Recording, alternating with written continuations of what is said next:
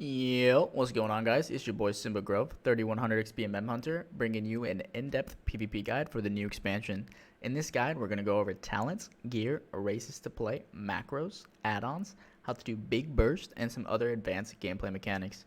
I stream my gameplay live on Twitch, so scope out the description to check me out there. So, first things first here, let's go over the talents. There are a couple different builds I'll be showing you guys today, and the import strings for all of them will be found in the description below. This is my standard arena build. I'll be playing it in 99% of matchups when the season starts. I've been testing out a lot of different builds during preseason, and this one is an absolute pumper.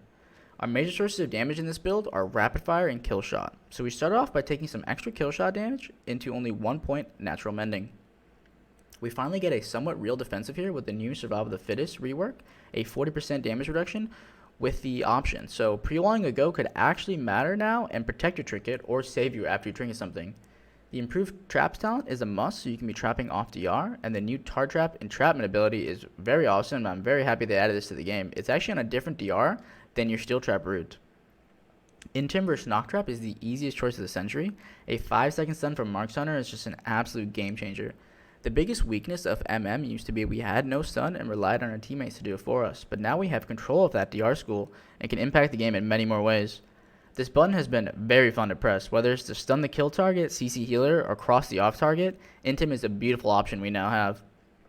Scattershot versus binding, I've tested both of these, and while binding is pretty fun to use, losing scatter is just not worth in my opinion, especially since we already have the stun DR with Intim. The amount of ways you can use scatter is just endless. It's a very flexible button to have and can be used in a wide variety of scenarios. Moving to this side of the tree, camouflage is obviously a very nice button to have to either start the game or use as a clean reset. And here we have the new budget Kyrian arrow. This is actually a very balanced way to give hunters wall hacks, considering there's no crit attached anymore, and if they walk out of the blue arrow, there is no grace period. They are immediately untagged.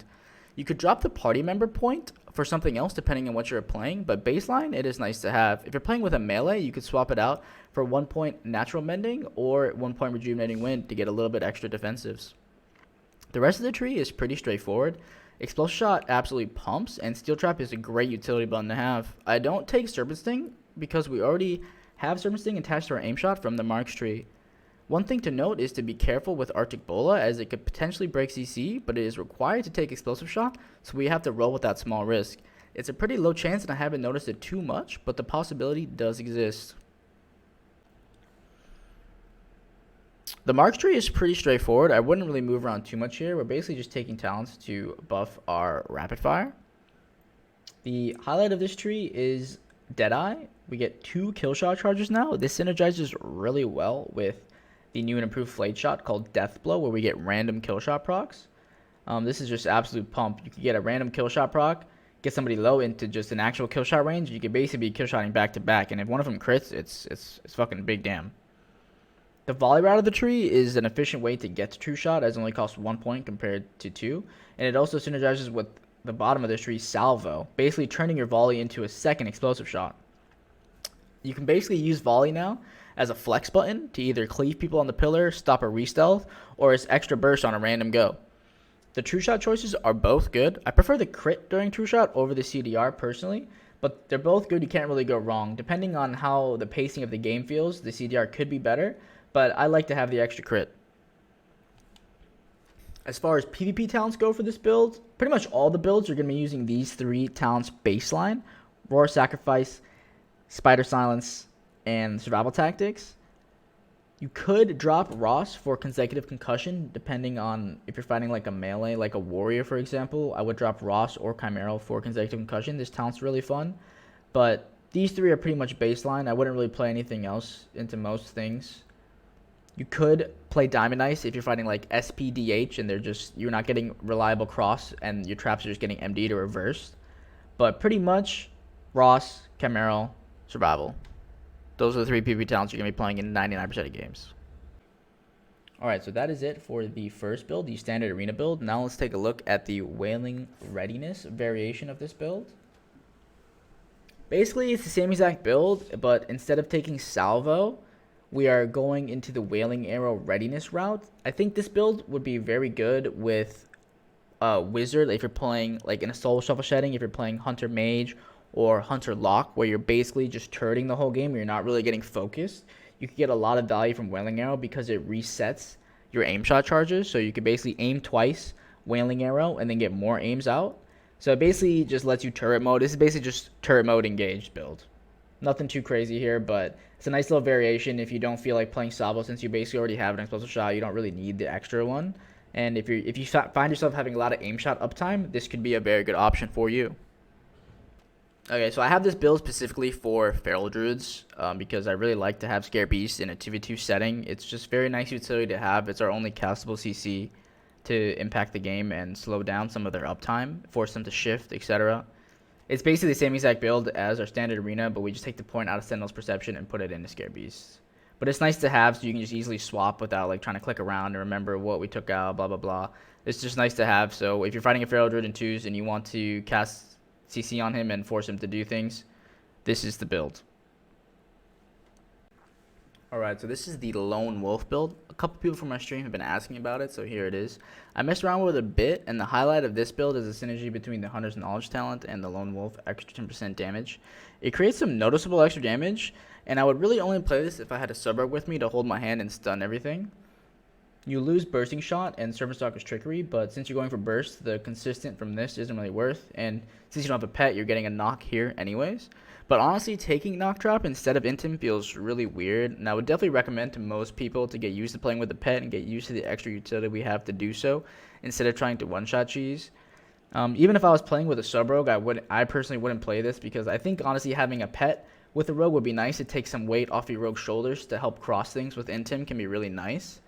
But if you're bored and want to try to do some big damn, this would definitely be the build to do so. Okay, so as far as races go, Dragonflight, the new trinket bonus, has given us 50% extra crowd control reduction paired with the crafted boots of 5%, putting us at a total of 20.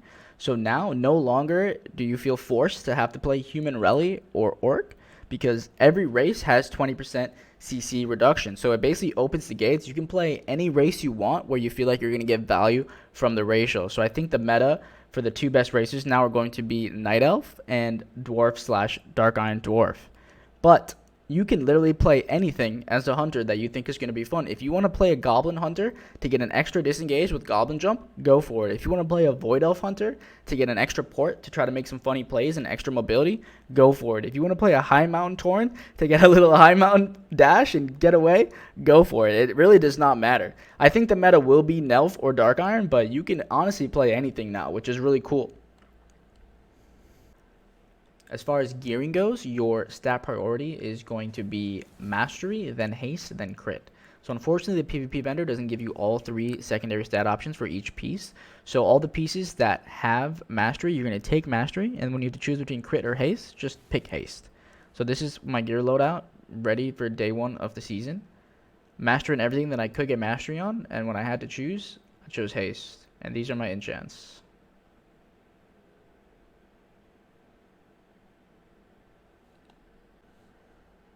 So there actually is a tier set for Marksman Hunter where the 2 set gives you, anytime you arcane shot crit, your next aim shot is going to cause the target to bleed for 40% of damage dealt over 6 seconds. So this might actually be worth running during the season. I'll have to do some testing during the season and see if it's worth the loss of what versatility I would imagine would be the trade-off. But if the pieces have verse on it, this would definitely be worth running. 40% of the extra damage seems pretty nice, just additional passive damage for not really losing too much. So we might end up running the 2 set, but stay tuned for that. We'll see how the season plays out. Okay, so as far as pets go, if you just want to have one pet that you could set and forget and not worry about it too hard and play in 99% of matchups, it would be an Undead Raptor. Raptors have freedom and Immortal Strike, and those are the number 2 most important things you want on your pet as an MM hunter. If you want to min-max your pets a little bit more, there are 2 other pets that would be worth getting.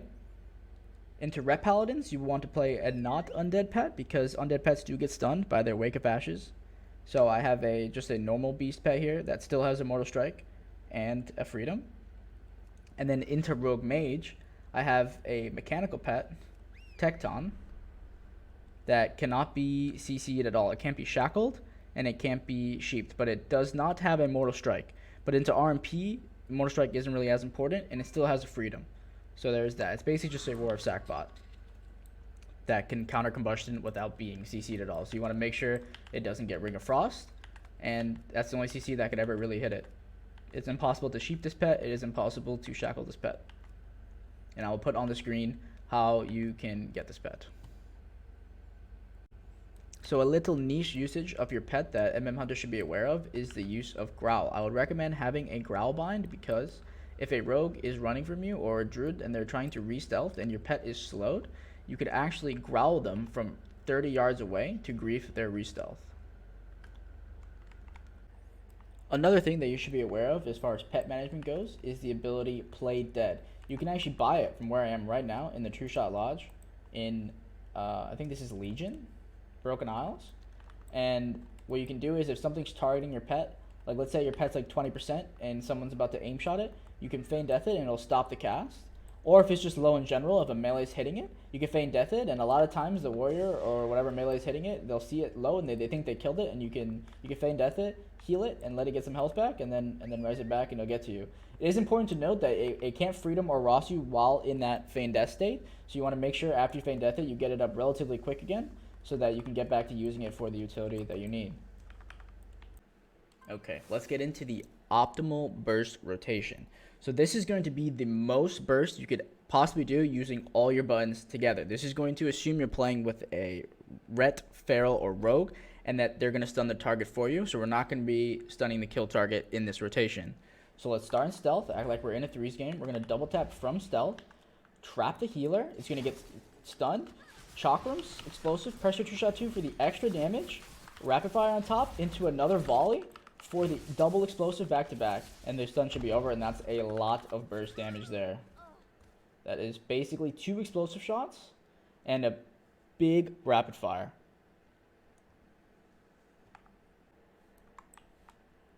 So that is how you would burst pressing all your buttons together.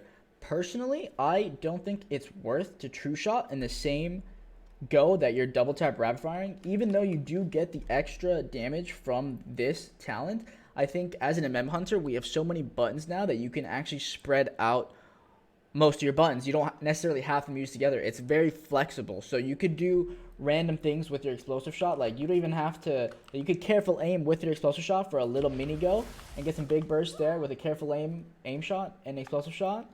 And then the next go, you could double tap with your second explosive shot. Chakrams rapid fire. Do some big damage there. And then on your next go, you could true shot the next go. Like, you can spread them all out, and you have damage basically on every go.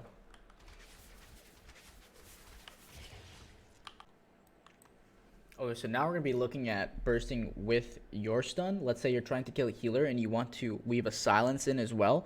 The globals can definitely get a little clunky, so ideally you can get a double tap and a chakrams off before you stun, but every global that you do ramp up before you actually stun could invite the enemy to peel you. So if you're going the healer, ideally you have the DPS trapped or crossed. So you're going to want to double tap before you trap, and then throw the chakrams, stun, drop the chimeral, explosive shot, rapid fire. This way there's no gap off the stun into the silence, and the explosive shot will hit during the silence. So basically a normal go on a non-healer where you don't want to weave the silence in, you basically want to have double tap up before, chakrams before, stun, explosive, rapid fire. That's a pretty normal go, like mid-game go. Nothing too crazy. You can do the second volley off explosive if you want, or you could save it for the next go and drag them even more. Okay, let's take a look at the macros I use. In general, I don't really have anything too crazy. They're all pretty simple focus macros or cancel aura macros. So here we have, just in my normal aim shot, I have my cancel aura aspect of the turtle. After I turtle something, if I want to cancel it and get back to doing damage, I just press my aim shot bind. If you play an orc, I would macro your badge in together with your blood fury. I have a focus aim shot to catch those healers slip in sometimes if they're in my line and they don't know I'm aim shotting them. It gets some free extra damage, some careful aim value. Focus chimeral sting, pretty straightforward. Focus kick, pretty straightforward. Focus concussive shot while I'm approaching healers for a trap. Focus rapid fire. This I still have bound, but this was more relevant like during the actual Kyrian era of Shadowlands for big bursts. But you could do this here still, but I wouldn't really stress about that too hard. since you're not like 100-0ing people anymore in like a global. Focus Purge is good to have, pretty straightforward, just another focus bind. So you're gonna want to have 3 freedoms. You're gonna have one for yourself, one for your healer, and one for your teammate. So I personally I just type their names in. I don't really do party 1, party 2, because I'm like sometimes the grouping and like the sort by group can kind of mess it up. So I usually just type my healer's name in, type my DPS name in before the Q sesh. Focus Scare Beast, Focus Scatter, pretty straightforward. This is my mount bind.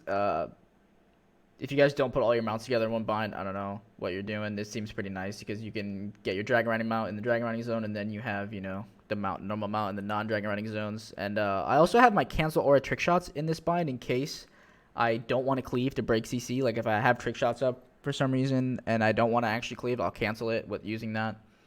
Same thing with the sacks. You want sack for the healer, sack for yourself, and sack for your teammate. I have Arena 1, Arena 2, Arena 3 targeting on a hidden action bar. Pretty straightforward.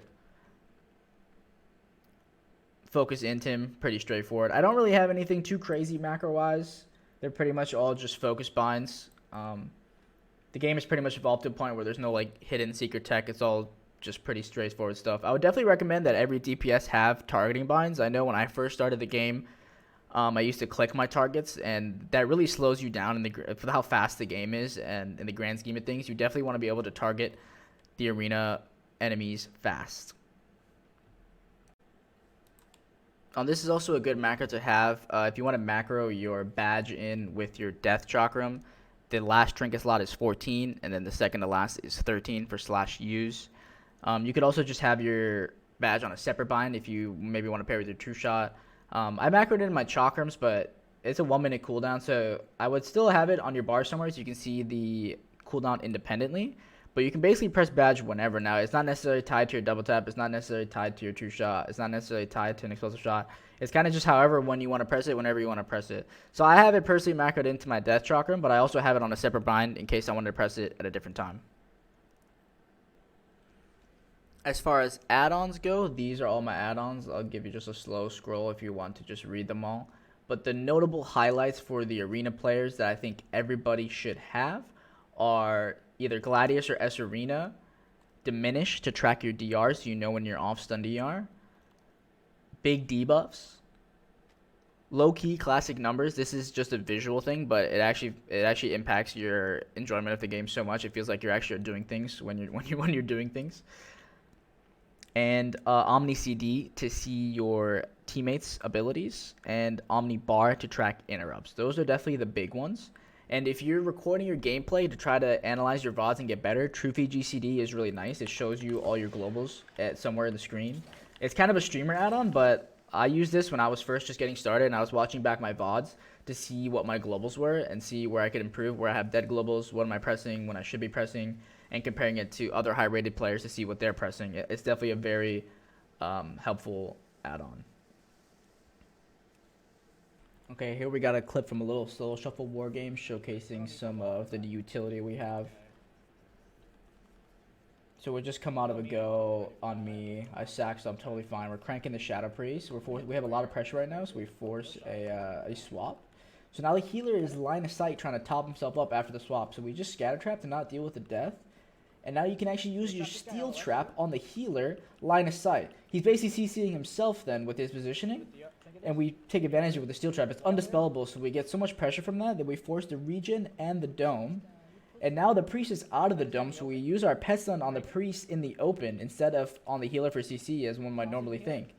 And then we get a chimeral sting silence on the priest. Just keep the pressure rolling. They're all stacked behind the pillar, so we volley. And it's just so much cleave and so much damage. We get a clone on the healer. It's GG. So here's a situation where we have a lot of pressure on the mage. We're just casting some aim shots. And we get a little silence on the healer, so I opt for a scatter trap, but the mage sees me. I don't have kick for the sheep, so he peels my scatter trap go, but it's okay because we have double tap coming up. So this is where it's like good to improvise and try to adapt. Like you don't always need to trap the healer.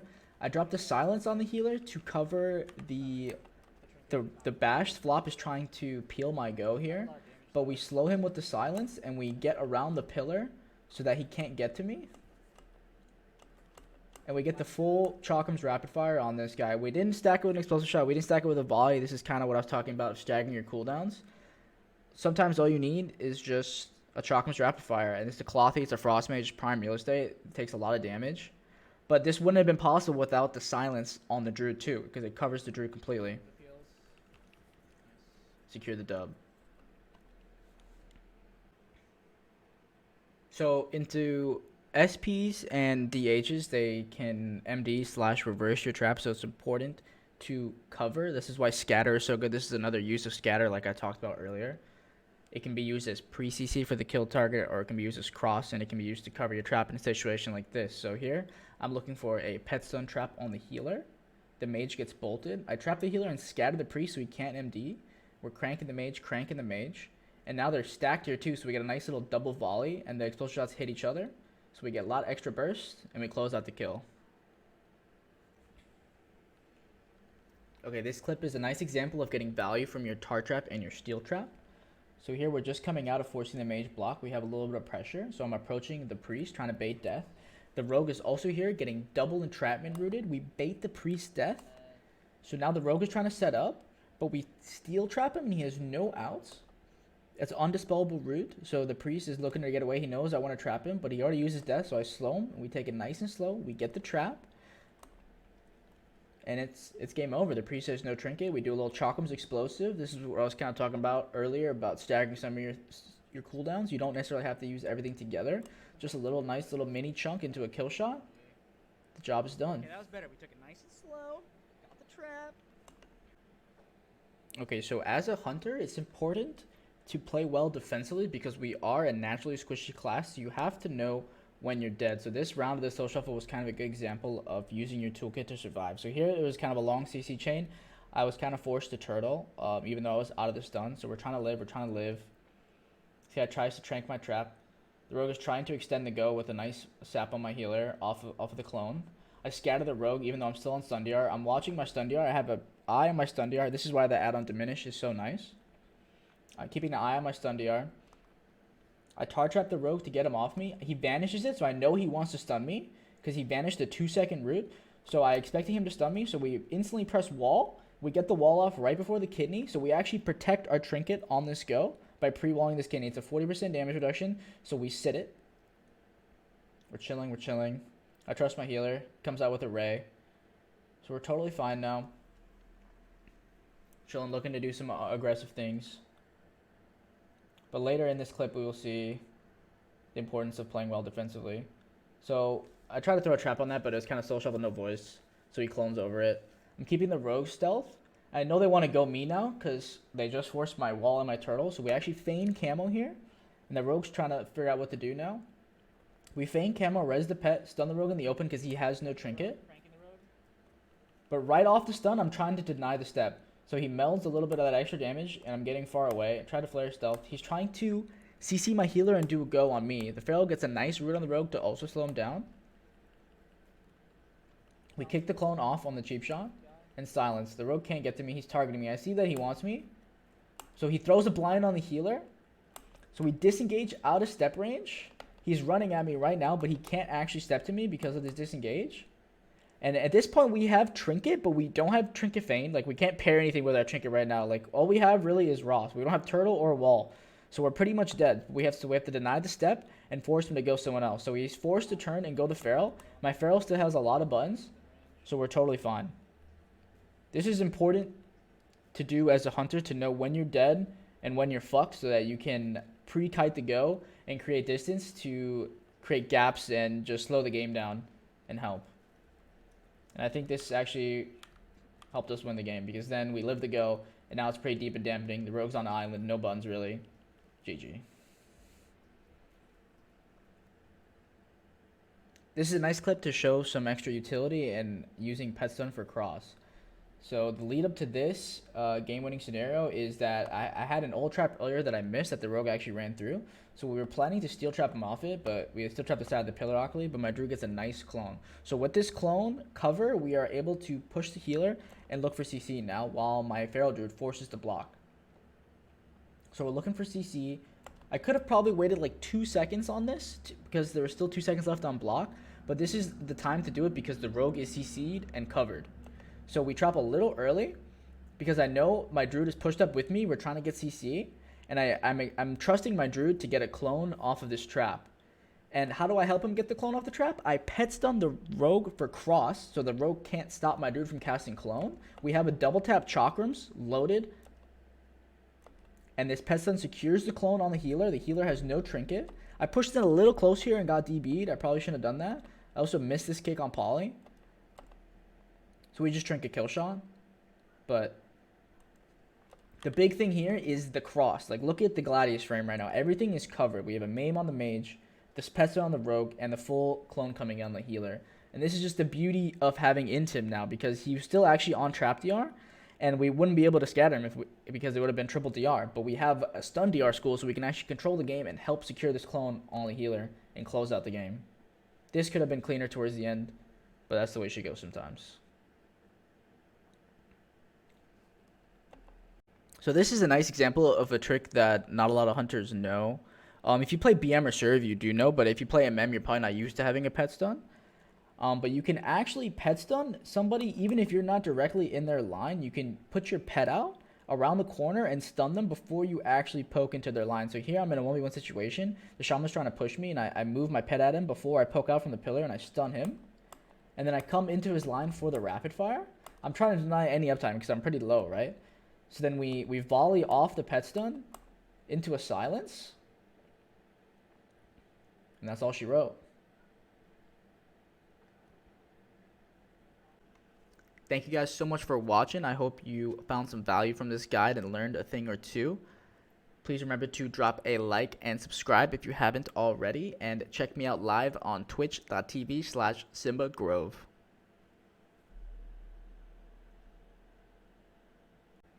Okay, here I have a little bonus clip. I thought this was just like a funny game. I was queuing skirms, and we just got a random Shadow Priest. We actually got a nice little 2v3 situation.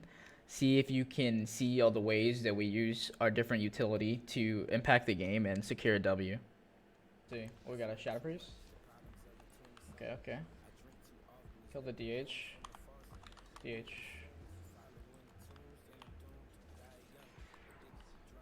Oh, I fucking missed that, man. So bad. I'm just gonna stun this guy. Silence monk. Oh, I didn't get the silence somehow. Don't blur. You never blur. Don't blur. You never blur. Fuck, I didn't get the silence, bro. Okay. Got it now. He's fucking totally fine.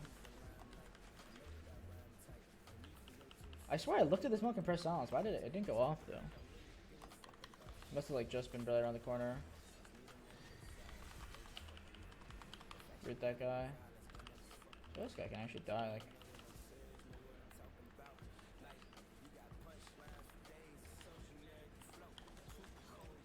Revivals. Full trap. Could I actually kill? Big aim. I'll instantly kick his next cast. Killed him? Can this guy live? A scatter?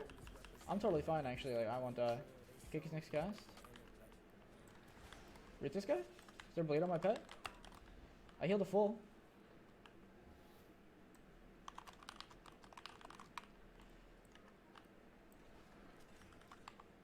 I gave him a freedom and I slowed this guy from stealth. I have double tap in every button. This guy has no trinket. I'm gonna double tap. Nice, he stuns the warrior. I'm gonna stun the monk's trinket. Is the monk gonna trinket? I silenced the monk. And I stun him, so if he trinkets, he gets silenced. Okay, he's gonna get silenced off that. Okay, wow. How did he get that trinket cocoon? I needed to stun, then silence. I chimeraled, then stunned. It was a mistake. I should have stunned, then chimeraled. I Ross this guy. Scatter him off. Into a knock. I'll root the charge.